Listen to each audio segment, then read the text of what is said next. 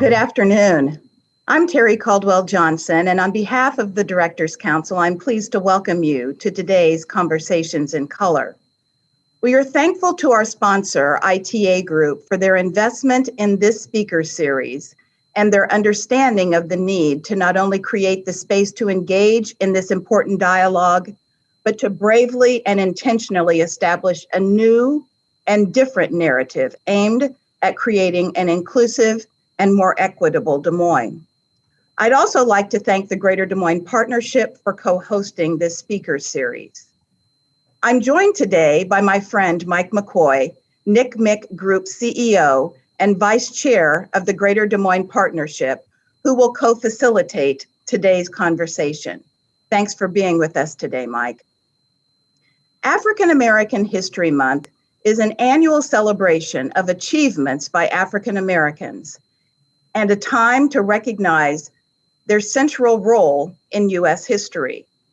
The brainchild of noted historian Carter G. Woodson, African American History Month is framed as a time to remember both the profound traumas of Black history and the historic contributions of Blacks to American life and culture. The fact of the matter is, Black history is American history.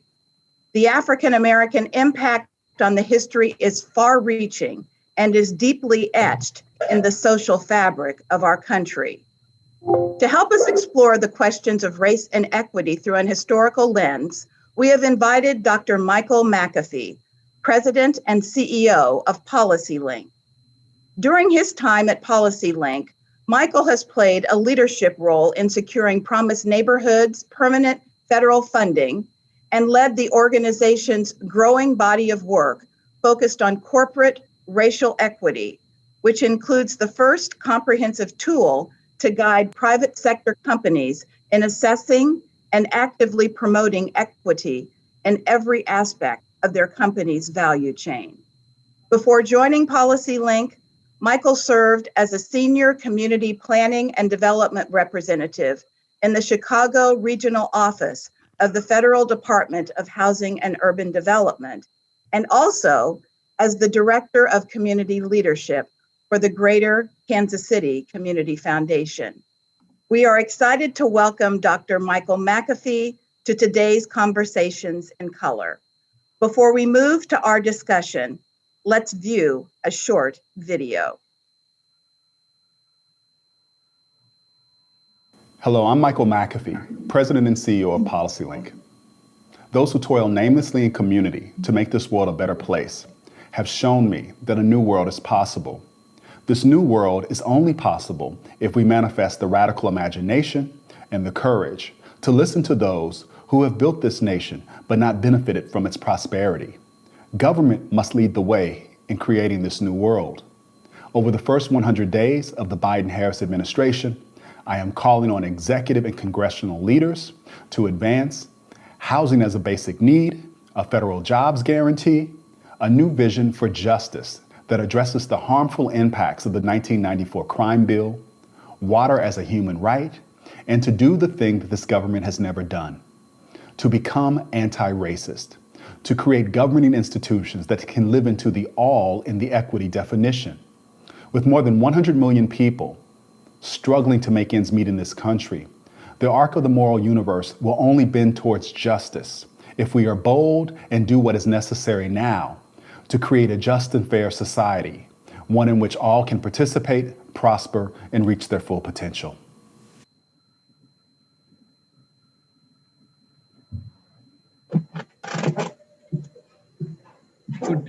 Dr. McAfee, thanks again for joining us. We really appreciate it. And perhaps the best place to start is by talking about the work of PolicyLink and its reach and relevance in 2021 and beyond. Perfect. Thank you all for having me. It's an honor to be here. PolicyLink is a magical place. It's a magical place because it's one of the few places in this country where people of color are actually paid to think about the design of this nation. It's going on an 80-person shop with offices headquartered in Oakland and offices in New York and DC. And our primary job is to really redesign this nation so that it works for everyone. We do that by lifting up that voice, wisdom, and experience of that 100 million that you heard me talk about in that video. This is really important because a lot of think tanks talk about folks who are being left behind, but they talk about them as data sets. Our work is essential. Excuse me for a second. I think someone might have their microphone on. Yeah. If we could make sure that our phones and our computers are muted, that would be great. There you go. Thank you. So we help to lift up that voice, wisdom, and experience. Our work is grounded in that experience of everyday folks. And in this moment, it is more important than ever. We had gone through a leadership transition at PolicyLink where I took over from the amazing Angela Glover Blackwell 2 years ago. And we had set out on a 20-year journey to do that design work, knowing that it would take a long time. We never thought we would have an administration that would be centering racial equity, and we never thought that corporate America would come to the work the way they have. And so in this moment, we've been playing a leadership role in making sure that as corporate America comes to this work, they can come through to it authentically and do the work that is needed. But we've also played a significant role in shaping the racial equity executive order with this administration, and are now engaged in helping to build the tools that will help them advance that work, which is quite transformative. So we operate from the street to the boardroom, and our job is to enact public policy that centers that 100 million. So Michael, I think that you would agree that when you are Black in this country, you don't have the luxury of pretending that our history does not exist. I'm sure that, like me, you probably have a lot of memories of your own experiences that weigh on you and reflect both your personal and professional challenges. Would you be willing to share anything about your experience and how that really has guided and shaped the work that you're currently doing and the work that you have ahead of you? Yeah, I do share that with you. The reality is my parents took me out of public school when they started busing in the 70s. And so really this experience starts right there, because while my parents were just trying to do the best thing for me, it was a signal that the nation had decided to give up on a public good. It had decided to give up on its public education system because it didn't want to be educated, have their kids educated by people that look like me. And that was a really important turning point as I look back, because even my parents were culpable in giving up on public education, but it was for a different reason. But I signal that now because all these years later, as our downtowns are coming back, that original sin of giving it up on public education means that so many people, even when they're making good incomes, can't afford their rent or mortgage and private school because we've given up on public education. And so what you're seeing about this design of the nation is that design treatments that were originally intended to harm Black and brown folks are now making the nation too toxic for 26 million of that 100 million whom are white. So think about that. Choosing to do away with public goods that actually made the white middle class simply because you don't want to sit in the classroom next to me. Mm-hmm. These are those wicked challenges in this nation. But I've also watched it even professionally. I grew up in the Midwest in Kansas City, and my family was from Mississippi. And so I would watch, my dad tuck the pistol under the seat every summer as we would drive to Mississippi. And I really never knew why he did that until I got a little older and I would hear the stories. But imagine the stress and the intensity of just trying to get your family to see your relatives and worrying about the consequences of being stopped on the side of the road as you're going down south. But I also watched my father defer to whiteness in a way that I knew how strong he was in other areas. And when I would see this, I would just take note of it. It was a deferral that was repulsive to me. It wasn't major, it was subtle, but I knew who he was. And so I decided I would not do that in my life. The sanction for not doing that early in my career, when I finally made out of poverty and started working a foundation, was that I actually got fired because my passion, my energy, my strength was seen as aggression and hostility. They sent me to talk to a woman named Dr. Dottie Pfannenstiel for a year. And we actually talked about her daughter because she knew that this is the way of the world. And so it was one of those early lessons of trying to figure out how to live in a world that is not used to experiencing this energy. I still have decided not to sacrifice deferring to whiteness, the construct. So what that has meant is I've had to go to through the world, finding places that are uniquely suited for me to be able to do what is my vocation. And so that is why PolicyLink is such a gift to me, because I get to repay the favor now.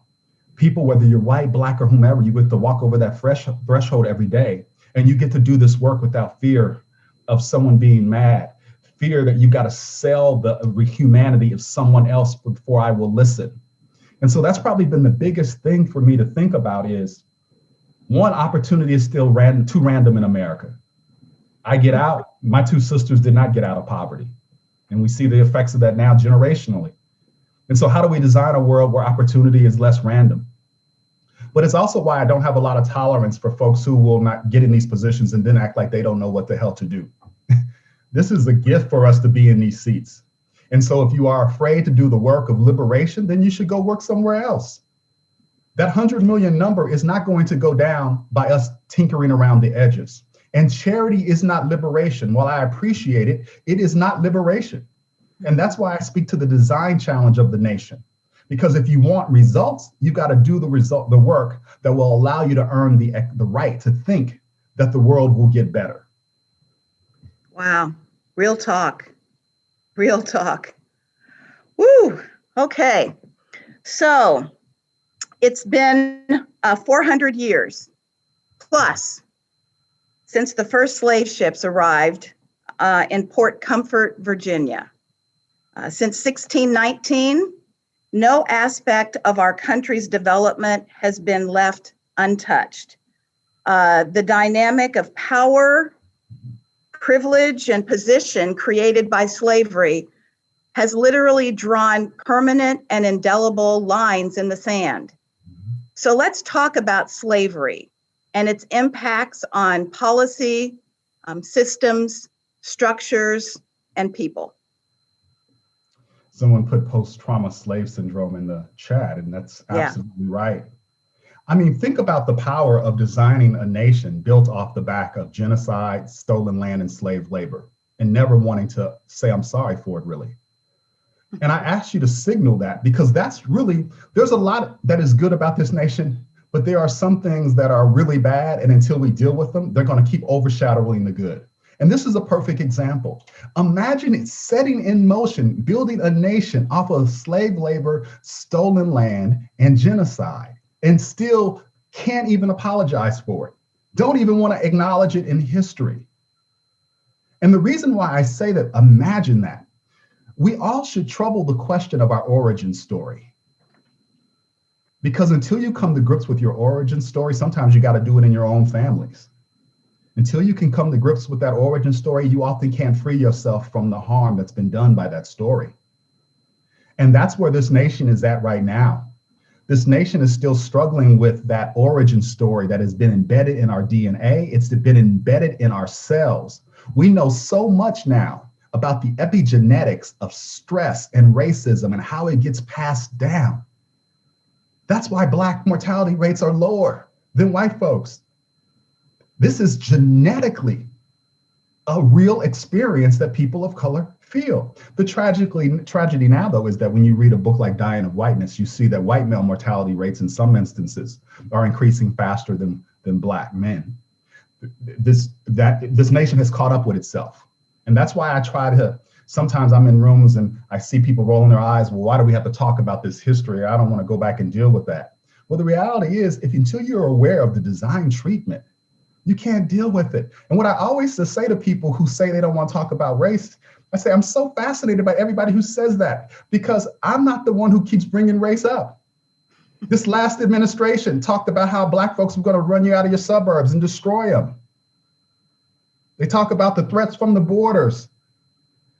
The very folks who don't want to talk about race somehow seem to magically know how powerful it is to use it to organize, to cause additional harm. And I signal that because it happens in all of our organizations every day. And the reality is, if we could own our culpability in that origin story, even I, as a Black man, have to own what it has meant for maleness to be centered in a particular way. That's what I think is the beauty of this moment. It's a awakening moment. It's a reckoning moment. You don't have to just beat yourself up.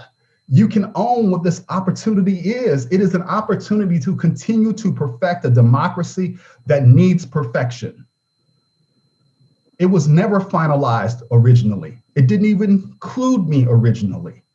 And we should just be able to acknowledge that and continue the work of making the nation more just and fair. But the real danger is if you've got quite comfortable with oppression, if you're quite comfortable with how your maleness can dominate others. That's the real danger. Being comfortable with a society that hasn't really fully realized its potential. And so origin stories are important because they give us a chance to free ourselves from them.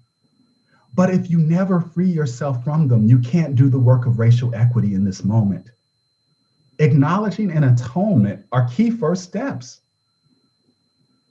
And I just don't understand why it's so hard for folks who act like they're so loving and so Christian or Muslim or Jewish or whatever, and they can't say, I'm sorry. They can't see each other's humanity.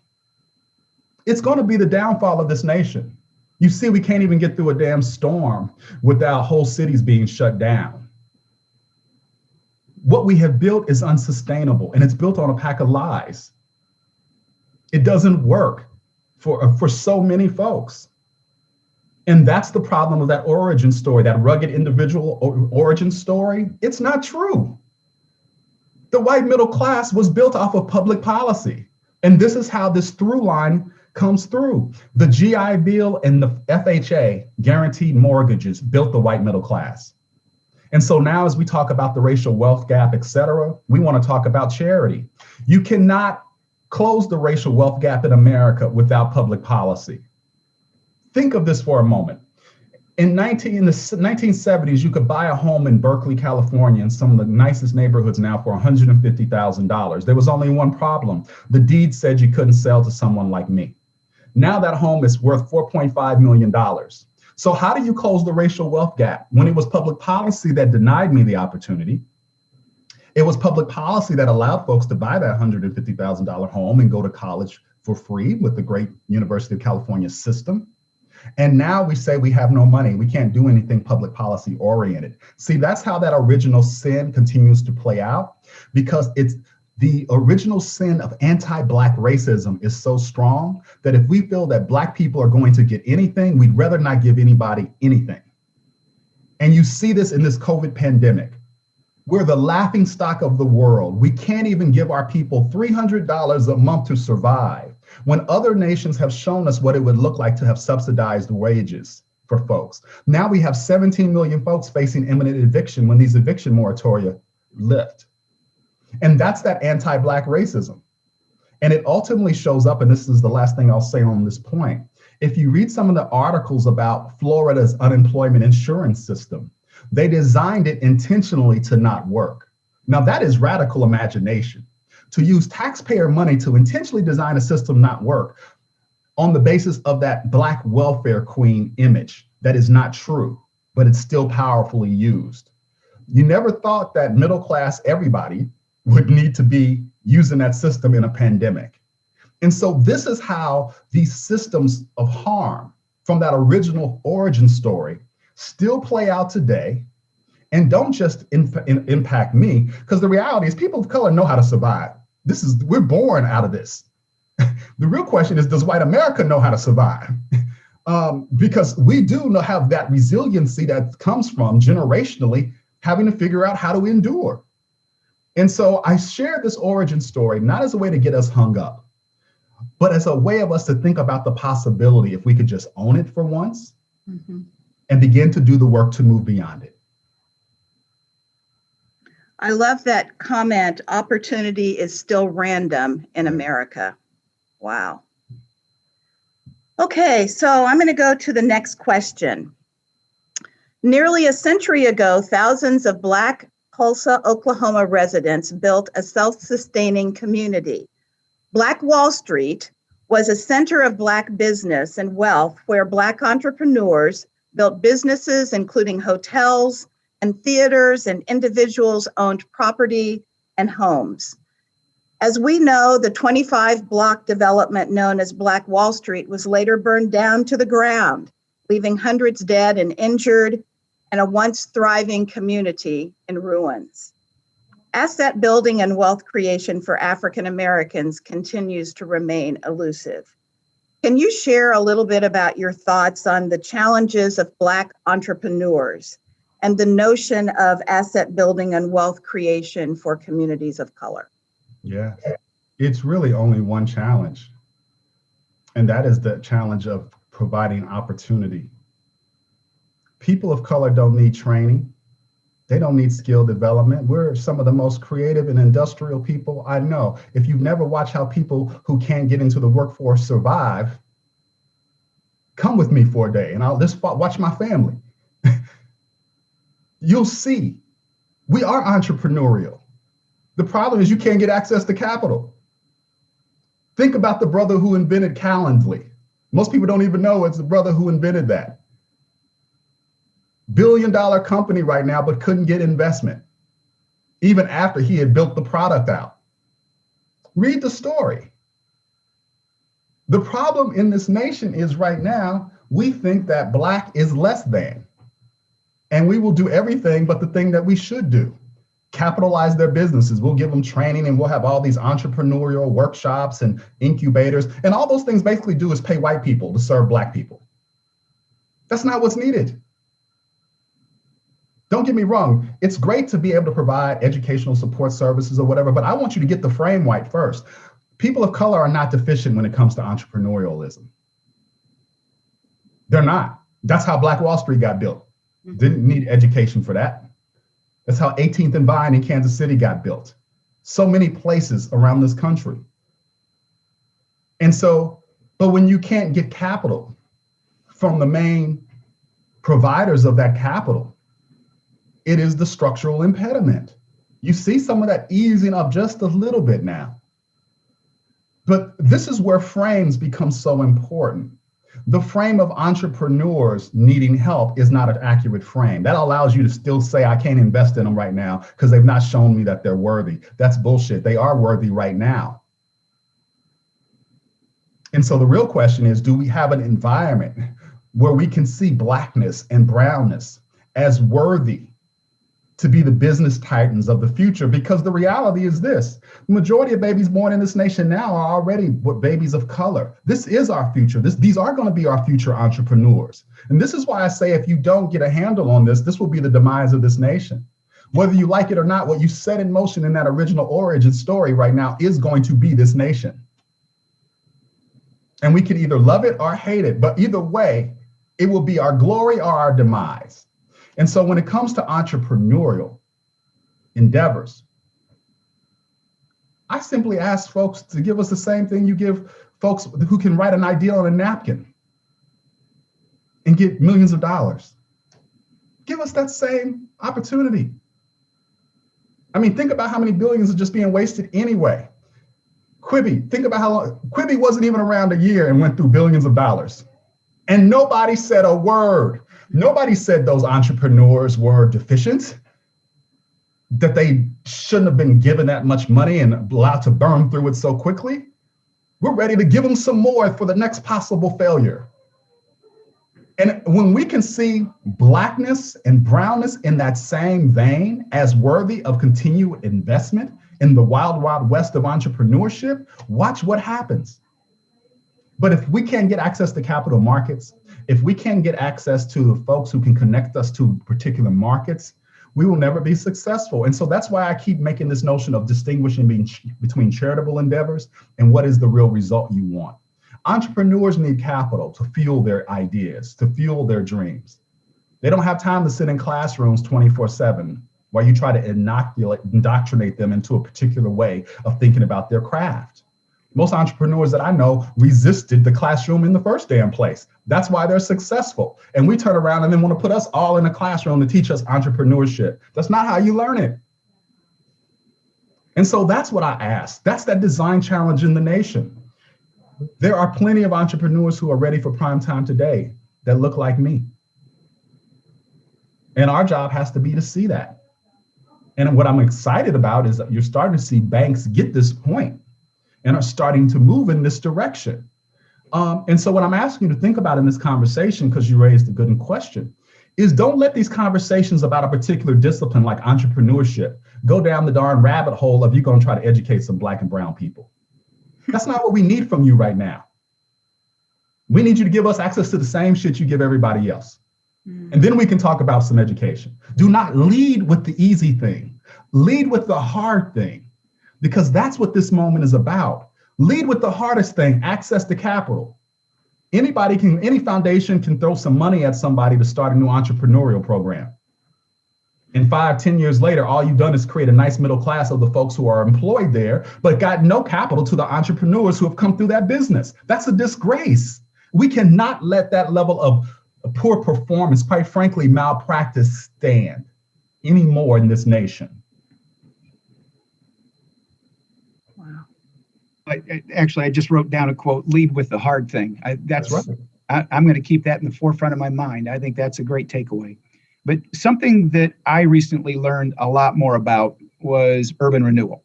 Yes. And urban renewal of the 50s and 60s created ramifications for cities throughout the country. Mm-hmm. It seemed like a good concept at the time, but the consequences of urban renewal included displacing more than 1 million people from their homes, dismantling thousands of Black businesses, led to long-term disinvestment in Black neighborhoods. So given your work with HUD and Promise neighborhoods, I'm really interested in ways that we might level the playing field for people living in our country's urban centers right now. Yeah.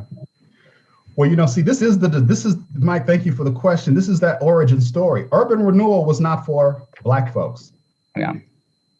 That's the fallacy. Yeah. You cut it right through these business districts that were thriving, that were people of color, and you moved people out so that you could create the city that you wanted for white folks. And we don't even want to own that. So we think somehow these ghettos that are established are these random artifacts. No, they were by design. You designed that and cut us off from the lifeblood of the city. That's why the South and West sides of Chicago look the way they look, because you intentionally wanted these folks not to be in the lifeblood of the city. And this is why the power of design is so important. Urban renewal is going to be a challenge right now because we don't want to live next to each other. And quite frankly, now it's complicated by class. Now you've got a lot of Black folks who don't want to live next to folks who have a little lower class. This original sin gets more complicated as we evolve. And now it's highly complex. You think about the challenges just to kind of integrate schools right now. Those fights are still as hard as they are in the 60s. You think about trying to build some affordable. California is the most progressive state with the most progressive cities and is one of the most racist places in the world. And yet they have the most beautiful progressive brand. You can't even build houses out here because of the elaborate design to stop it. It almost takes 8 years to bring a development to the market. 8 years. So that means mom and pops can't even be in the game, really, because nobody can wait that long. But that's by design. That's because all the folks who got homesteaded land in those 50s and 60s made sure nobody else could be next to them. And that is the fundamental challenge. All these progressive folks right now don't want folks that look like me in their neighborhood in large quantities.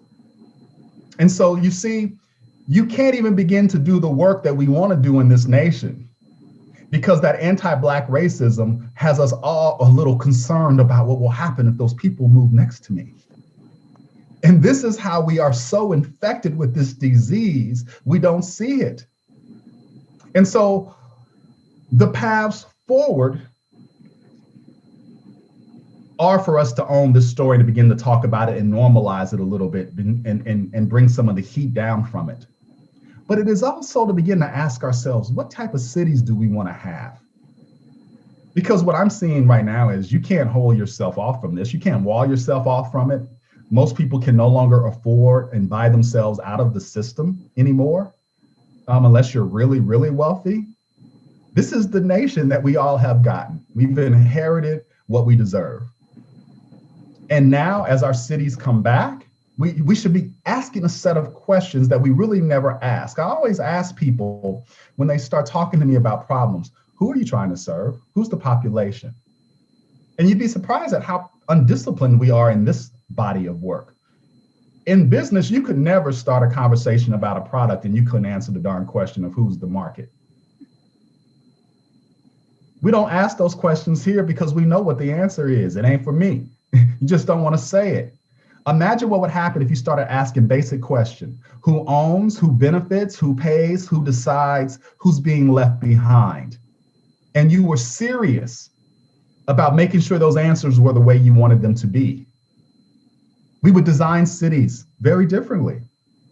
And so, Mike, to get to the answer in this question, ultimately, it is about, do we get a body of leaders in the institutions that are running them, that bring this level of consciousness? That no matter what the color of your skin, I can see your humanity and want to design a city for you, want to design a nation for you. When I'm talking the way I'm talking, I care about white America being just as successful as I do Asians, as Black folks, as Latin folks, whatever. And that's where we've got to get to. And so one of the things that I would say to you is this: people of color may just be the salvation of this nation. Because I don't carry the burden of fearing white America. I don't carry the burden of hating other folks and being afraid and concerned. I don't have that burden when it comes to this work. It's a wonderful place to start when I could just start with, I care about you. And can we go, I don't have to worry about how do I frame this when I'm talking to Black people because I'm trying to do something good for white people. I don't have to worry about that. I don't have to do all those things has to be done right now, even to have a conversation about Black History Month in a corporation. To think about what to do charitably in this nation for a particular population. It's not my starting point. And what I want us all to think about is those of us, whether you're Black, white, Asian, or whatever, if your starting point is not to carry the burdens of racism, the structural impacts of it on you, you've got to put your hat in the ring and fight to change this nation. That's how we're going to accelerate. And what I'm really happy about in this moment, and which gives me so much hope, I've seen white leaders transform their institutions in some of the most beautiful ways over the last several years. I've seen them transform. I've seen Black leaders, Asian leaders, Latin leaders do the same. I'm seeing folks actually step into this work and get results in ways that are revolutionary. And that's what's continuing. We need more of that, but it's happening right now. So I want you to hear the intensity from which I'm saying things as a hopeful intensity. And it's intense because I want you to hear it with no BS so that you walk away with really understanding that the work of making this nation all that it can be is right within our grasp. Our demise is also within our grasp. And that's why the intensity. Hopeful intensity. I love it. I love it. All right, we're going to pivot a little bit. In 1968, we're in the 60s now, Mike. In 1968, at the Mexico Olympics, Tommy Smith and John Carlos raised a fist in response to segregation, discrimination, and the poverty experienced by Black people in America. Over 50 years later, Colin Kaepernick took a knee during the playing of the national anthem in protest of police brutality and racial discrimination. The intersection of these acts, separated by decades, a podium, and a knee, also played out in the sports world in 2020. Let's talk about professional athletes as activists and advocates. You know, I think when you come from disadvantage, and if you are a person of faith, being an advocate is what you're called to do. I don't know why people get so mad about it. Most of the popular doctrine, faith doctrine in this country is all about advocating for the disenfranchised, disinherited, and dispossessed. And somehow we can get up every Sunday or Saturday and go to our communities of faith, and then we forget that on the rest of the week. So to me, these people were modeling a natural extension of their faith orientation and the expectation that their communities have of them to give back. Why is that wrong? What is the harm in that? That's how we've raised our kids. These are some of the best examples of it. And here's the irony of that.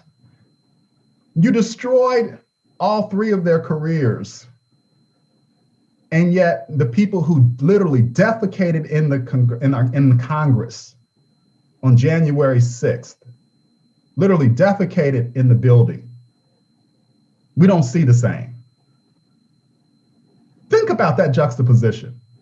You destroyed a man's career, his $1 million career, because he simply took a damn knee because you supposedly cared about the flag so much.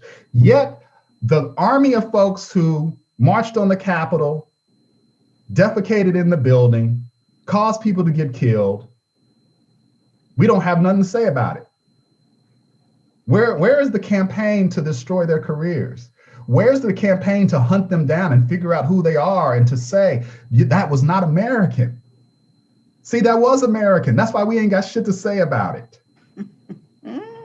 What it says is you're entitled to speak whether we agree with you or not. You're entitled to speak and behave however the hell you like to behave, whether we agree with it or not. But if you look like me, you better not open your mouth and say a darn word unless I've authorized you to do so. That's what that says to us. And I really do mean that. Look around. Where are the organizations? Where are the folks who have wrapped themselves in the American flag saying that was wrong? It was not wrong to them because it was upholding their standard of wanting to advance anti-Black racism in this nation. It was not wrong. That's why people are comfortable with it.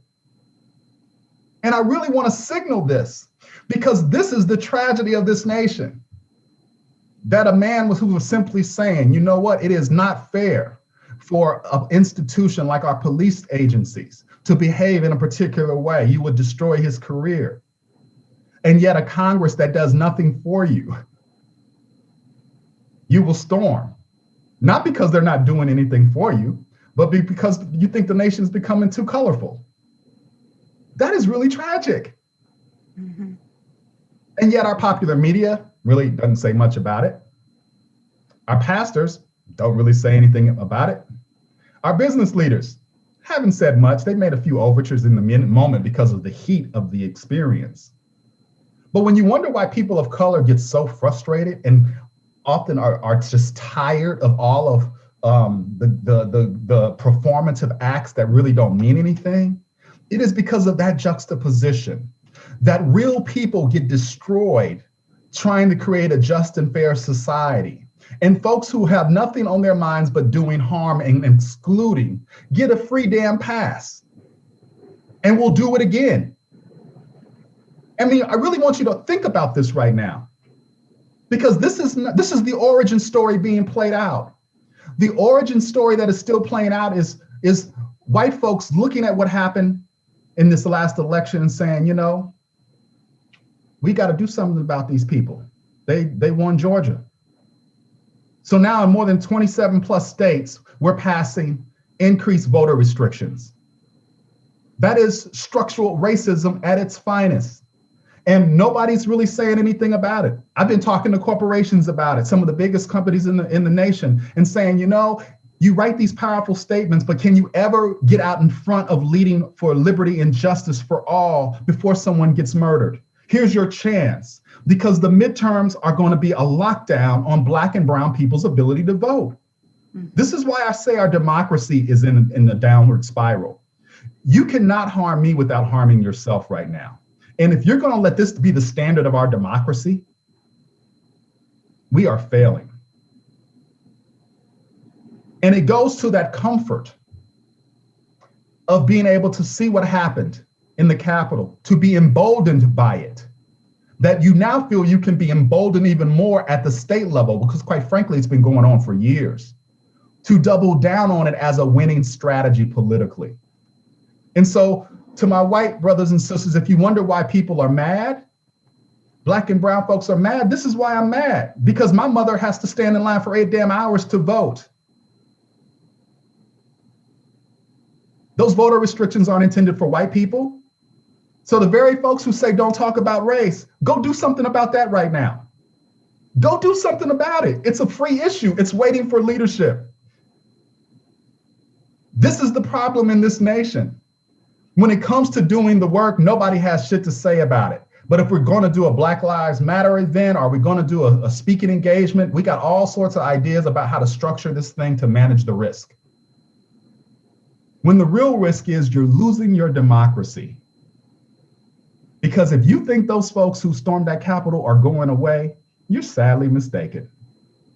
They're not going away. They're emboldened right now because nothing's happened. Mm-hmm. Some of them are getting a little slap on the hand for misdemeanor trespassing charges. If that was me, I'd be so far under the jail, if not shot. First of all, they would have shot my ass trying to bust the window in the Capitol. And what you're seeing, if you have any ability to expand your aperture, is a nation that is losing its soul because it has never reckoned with that origin story. Wow. And now it has gotten out of control. And you can't put it back in the bottle.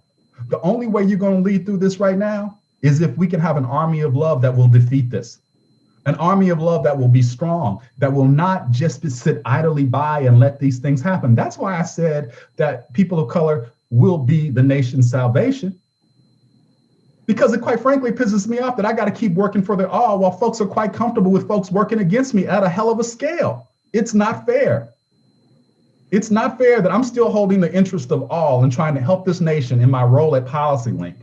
And there are an army of folks out there who are operating at a scale and getting financed at a scale that I can't even compete with.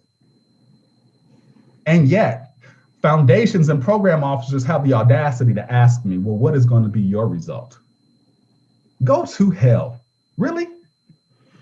When you sit back and you let this nation evolve this way. And so this is the game that we're in. And I am all in this game. Those folks who have marched on that Capitol, I care about them being successful as well. I'm mad as hell at what they did, but I want them to be successful too. But the ultimate thing they got to own is this. They didn't take their own medicine. You told Black folks to pull us up by our bootstraps and to take our lazy Black asses and get an education. And we've done it. The most educated group in America now is Black women. So if you're mad, you are mad at actually the wrong people, because we did what you told us to do. It just so happens you didn't do it. So now you can't compete in these cities with folks. That's just real. And the sooner we can start talking about realness, you're mad because you can't even live up to the own standard that you've been shoving down my throat since I was born in 1968. And that's where we got to start speaking and putting our voices out. Don't be mad at me. Don't be mad at folks coming across the border because you can't even compete with them. You can't compete because you've gotten comfortable in a world of hate. And so I'm sharing this because this is the challenge for us to move beyond.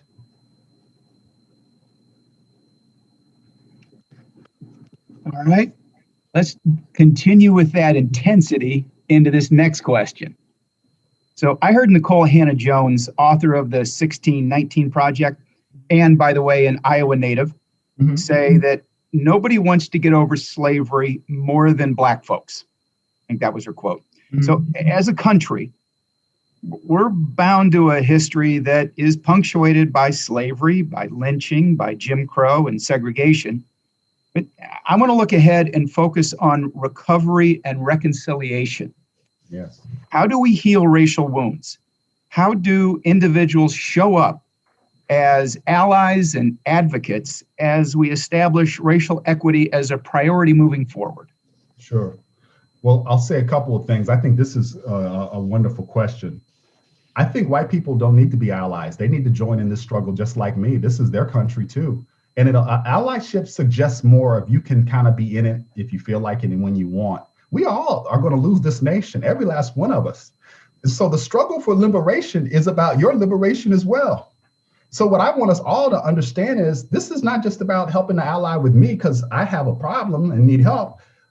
Saving this nation is for all of us to do. So I want to reframe that sometimes when people talk about allyship, because I believe this nation needs all of us to be fighting in it full-throatedly, because white people are going to suffer if this nation falls just like I will. And so you're not my ally, you're my brother, and you're standing right next to me, and we got to win this thing. So I don't want you to think you got to take a step back or you got to feel timid about how you lead. Your leadership is just as much important and needed as mine is now. That's the first thing. The second thing is, I don't think you can heal when you're still doing such destructive harm. See, if I was hurting any of your family members, you would want me to stop hurting them before you would even entertain a conversation about possibly us being able to have a relationship. This nation continues to hurt my mother, and yet it wants me to sit at the table and try to work with bipartisan relationships. Voting restrictions right now is hurting my family. It's causing my family not to be able to fully participate in this democracy. That is real structural harm. There's going to be real damage caused by it from a public policy perspective. And so what people need to understand is you can't heal until you stop the hurt. And everybody who would love to stop the hurt need to get to talk to their family members and tell them to stand down. Need to talk to their coworkers and tell them to stop. Because this nation will not heal. The only saving grace in this nation is that oppressed people, for whatever reason, have God's grace. But I don't know how long that will stay, because young people are not taking this crap.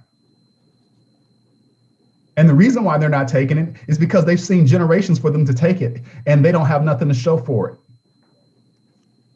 And that is a real national threat, because when young people of color start pushing back against this shit, and you've seen some signals that people should pay attention to. The cop got shot in Dallas, the cop got shot in New York. A damn police station got burned down in Minneapolis, I believe. These young people are not playing. What they're saying is very clear. If this is what you want to do, then bring it. And let's just see really how badass you are. And here's what I know. They will fight. They don't just perform. All those people who brought their guns and their army gear, never been in the army. I served 8 years in the damn army, going and march on the Capitol, didn't fire one damn bullet. That is so goddamn pathetically weak. But yet you show all this bravado like it scares people. That doesn't scare people of color. We've seen a whole lot less. And I'm signaling that because I want to show you how pathetic it was. You come ready for battle and you don't do shit. You got your guns, you got your military helmets, your bulletproof vests. You're so tough. And yet you do nothing but defecate in the Capitol. These are weak people. And what they don't understand is they're going to come up against a strength that they have never, ever experienced.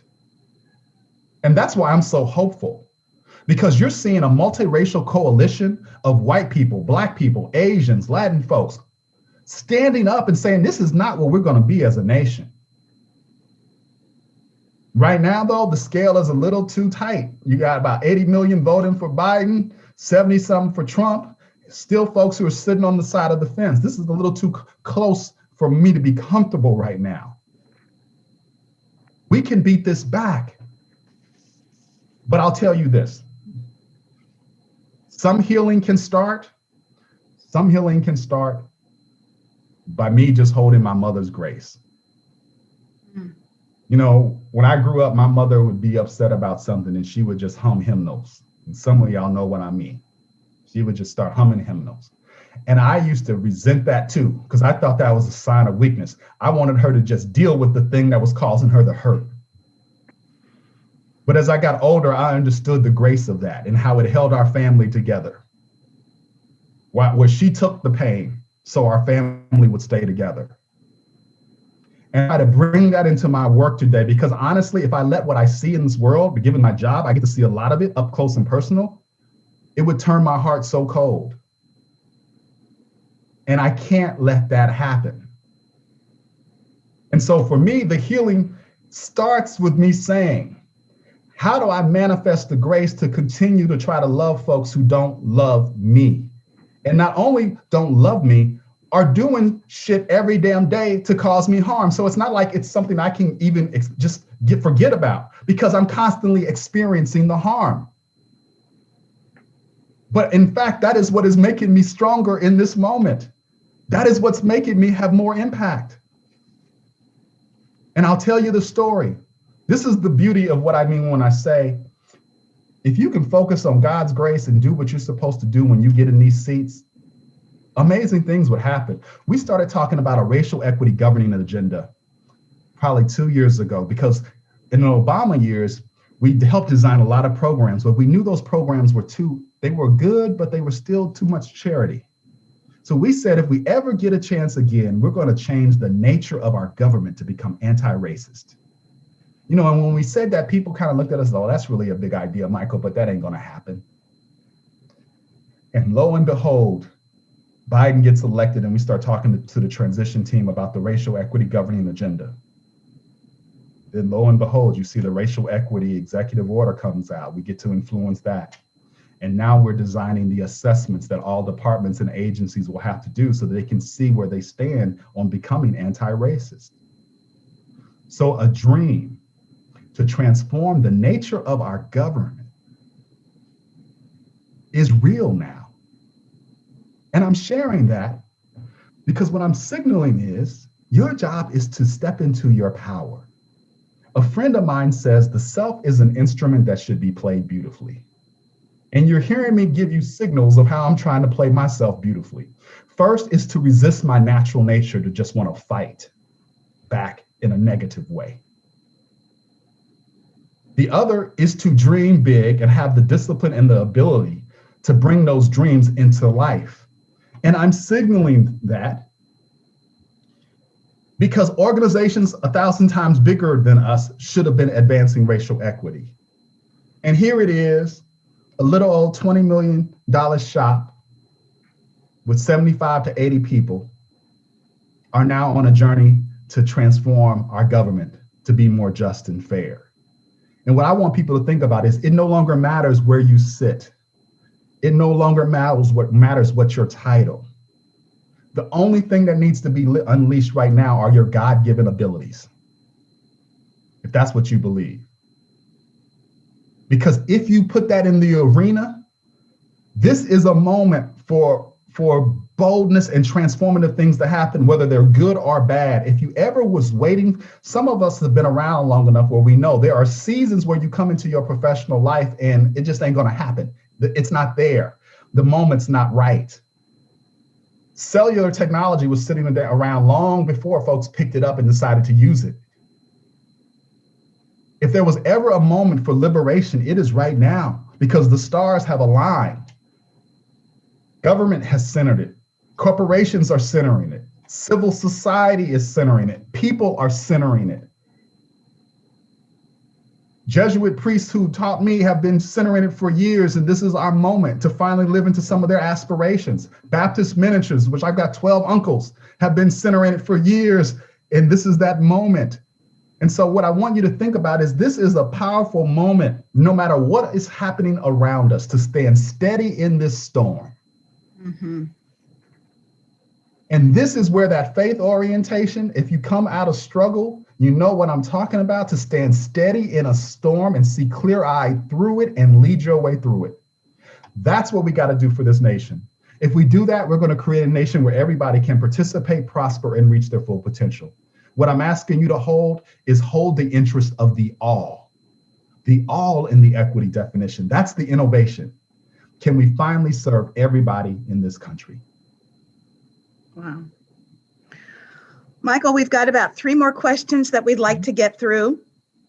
And Again, we're going to pivot a moment. Throughout this conversation in the chat, we've been sharing links to articles and other materials that Dr. McAfee has recommended that we share with the audience.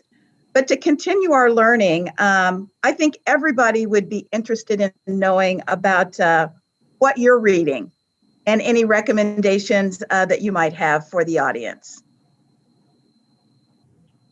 I've been reading lately. That I would share.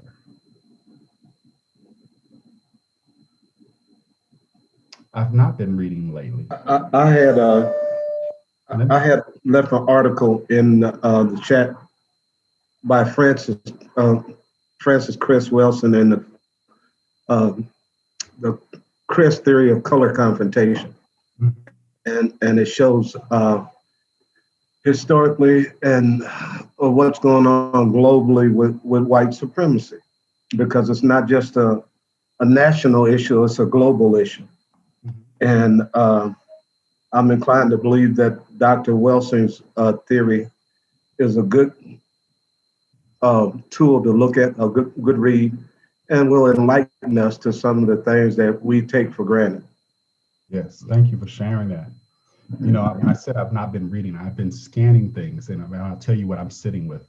The Purpose of Power and The Devil You Know are two books. The Purpose of Power and The Devil You Know, Charles Burlow, and Alicia Garza. I've been sitting right now because I'm an intuitive person, and I've taken in too much.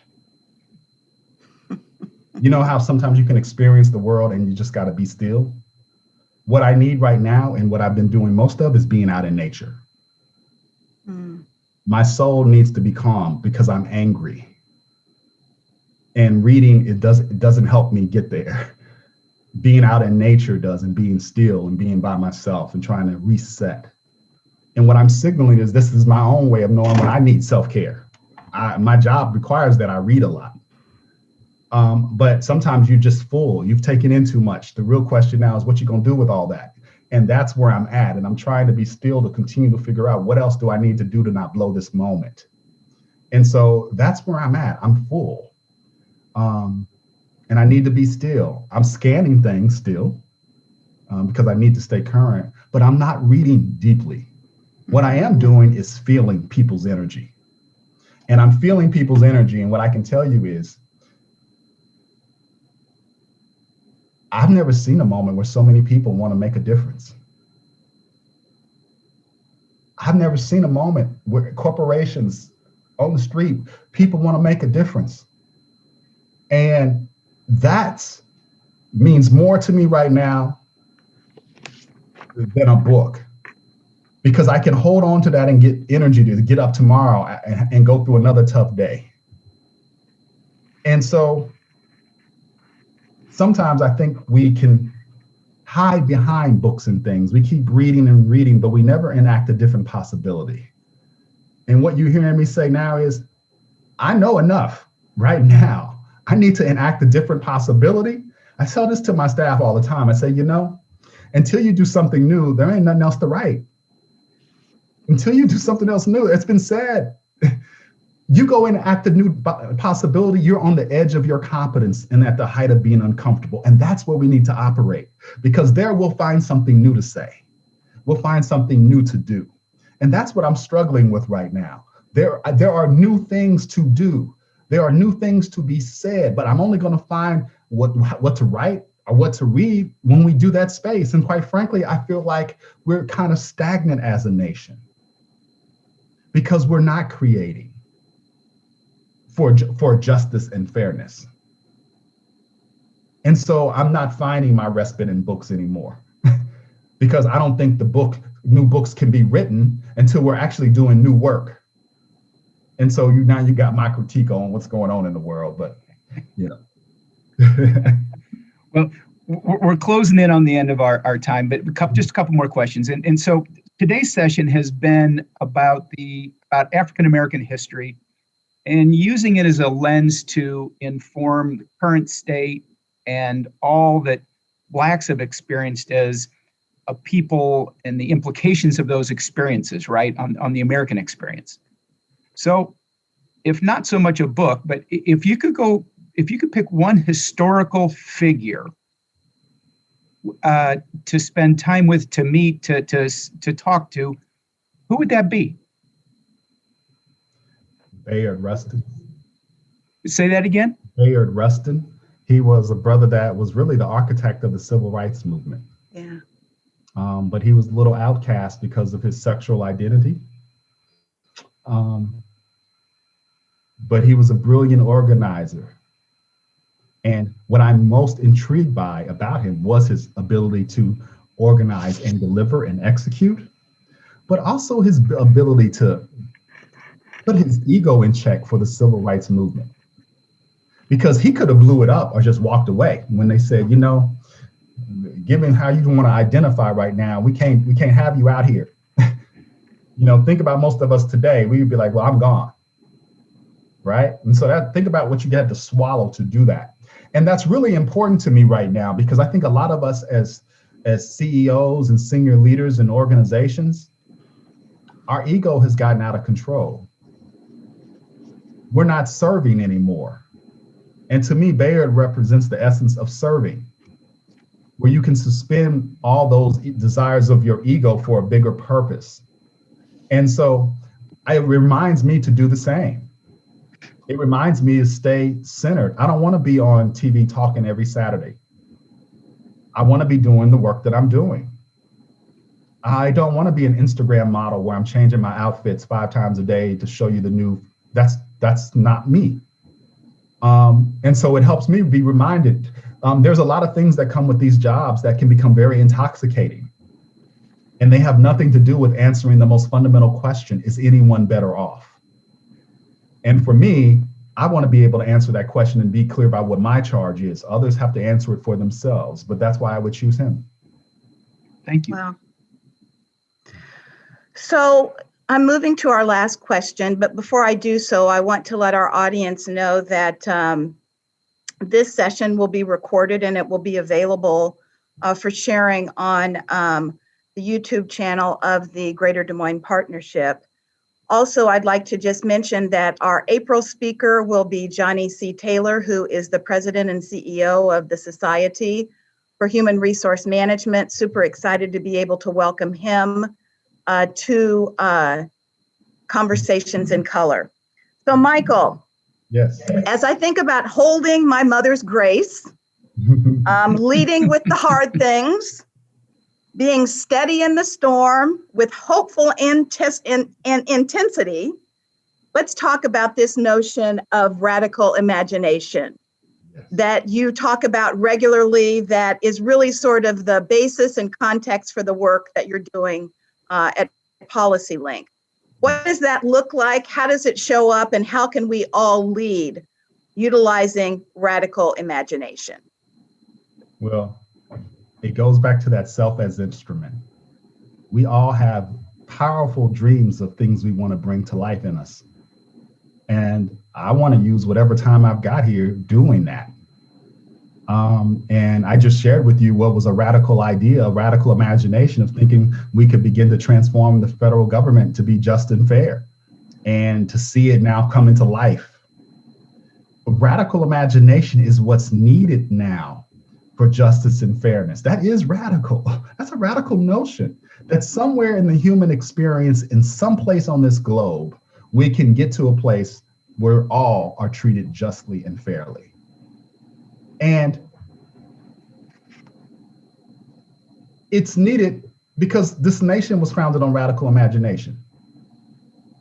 Some of it good, some of it bad. Democracy is a radical idea if you read the history of political science and governments and how they're organized. Most will tell you, most scholars don't think this is the right way and it can work, and that its days are numbered. And so when I think about radical imagination now, it's needed because I see radical imagination around me every day, except for justice and fairness. We can send rockets to the atmosphere and bring them back so we can reuse them again. We didn't think we could do that a few years ago. Our cell phone is more powerful than the original technology with the astronauts who went to the moon. literally more powerful than the technology used in the spacecraft that took them to the moon in the 60s. And yet, when it comes to solving the problem of folks being left behind in our economy and who are not able to participate in our democracy, we seem to have no ideas. How can that possibly be? And I really want you to think about that, because to me, this is where radical imagination is needed. I mean, think about how long in the diversity, equity, inclusion space we've not had radical imagination. We can do all those things in business that I just said, and we can't find one woman for a board after 20 years. We can't find one person of color after 20 years. Any other area, you'd be fired if you performed that way. And so for me, radical imagination is an invitation that comes from the origin story of this country and what democracy is all about, an invitation to continue to participate. Associational life is what we are engaged in with each other. And we all have a chance to do with it what we will. I want to do great things to make this nation great for everybody and to make it great for the first time for everybody. And that's what radical imagination is. It's the ability to stand on the shoulders of folks whose shoulders I stand on and say thank you. Your sacrifice and what you built allows me to actually be able to be in this role and not be fired for how I show up. To be in this role and to be able to think creatively. Think about the gift of that. Many of you all know, if I was working in your organization, they'd fire me after this talk. Really think about that. That's real talk. Many of you know they want to sit down and understand the implications of what do we do with Michael McAfee and what he said. I go back into an organization and that's not my fear. I should be loving, respectful, but disruptive. And radical imagination is ultimately about disrupting the things that no longer serve us well. And so that's why I'm excited to be able to do a little bit of it. That's why if you've never heard Angela Glover Blackwell's podcast on radical imagination, you should check it out, because you're going to hear about a whole bunch of amazing ideas out there in the world. But I'm asking you all to think about that. What are those radically imaginative ideas that are burning inside you that you want to get out? And I'm just inviting you to explore the possibility of what's so bad about letting them out. The worst thing that can happen is they don't get taken up. But if I'm going to go out of this world, I at least want to know that I gave it everything that I had and tried. Mm-hmm. And it's so easy for me to do now. And this is the last thing I'll say. You know, I got fired in Kansas City in my 20s. So I was telling you, for trying to get out of poverty and be down with the people, and it was the right cause and the wrong tactics, and didn't have the right political savvy, and I paid the price. It was one of the best times in my career because I got to choose again. What do I really serve? It's easy to talk a good game, but then you get to see, I'm not even 30 yet. I'm making $100,000 a year in Kansas City in the 90s. That's pretty good money for a kid that never thought he'd be making more than 40. And then in 2012, I come to PolicyLink, and I'm coming up out of the Penn Station in Baltimore, and I had to sit down because I was short of breath. And I know I was in shape. But I had started traveling, like I've been on the road for like 60 or 70% of the time since I came to PolicyLink outside of this pandemic. And I discovered that I had one blood clot will kill you, but the blood clot had broken up into both of my lungs. And here it is, I'm sitting in GW Hospital in DC for a month. Well, not at the hospital, but in a hotel. I was in the hospital for a few days. And again, I'm having one of those amazing times. I'm sitting in the hospital and I'm elated, because once again, I'm confronted with, is this a life worth living? And I'm happy because while I'm not ready to check out, I'm not actually sitting there like, oh God, please, I'll do what I'm supposed to be doing with my life if I can just get up out of this hospital. And my wife is like, will you please shut up with this? Because everybody was coming in and I'm like, let me tell you what I'm discovering again, this reality that I am actually happy and doing what I'm supposed to be doing. Most people never get those gifts. I've gotten them twice in my career, early in my career and mid-career. And I don't take them lightly. My dad died at 58. I'm 52. I don't know how long I'll be on this earth, but as long as I'm here, I'm gonna use the power that comes through the generations of our ancestors, dreaming of days where we could be sitting at tables that we sit at doing this work. And I'm going to do everything I can to make them proud. Wow. Michael McAfee, thank you so much for joining us for Conversations in Color. This has been inspirational on so many levels. It's been eye-opening, but beyond that, it's just been powerful. It's just been a powerful hour and 15 minutes or however long it's been. And we could probably go on for longer, but I'm going to share with you just one thing that's in the chat that I think really sort of sums up sort of the impact that you've had on our audience today. It says, Michael McAfee has me inspired to continue moving forward with hopeful intensity and radical imagination, never letting up. Thank you. Invitation accepted. Wow. Thank you so much for joining us. Mike McCoy, thank you for co-hosting with me today.